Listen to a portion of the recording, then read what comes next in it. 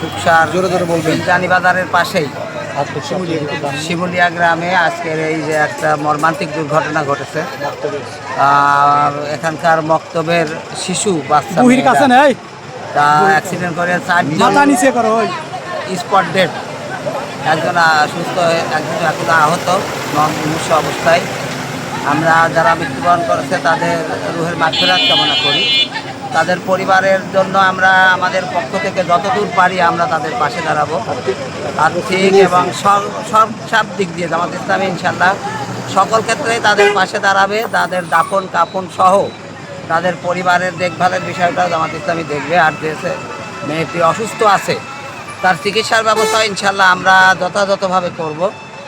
আর এই দুর্ঘটনার জন্য সড়ক বিভাগকে আমরা বলবো যে এই কেন দুর্ঘটনা হচ্ছে এইগুলো খুঁজে বের করে যাদের এই দুর্ঘটনার জন্য যারা দায়ী তাদের উপযুক্ত শাস্তির ব্যবস্থা করতে হবে এবং এই রাস্তায় চলাচলটা যাতে নির্বিঘ্ন হয় এই ক্ষেত্রে প্রশাসনের দৃষ্টি আকর্ষণ করব।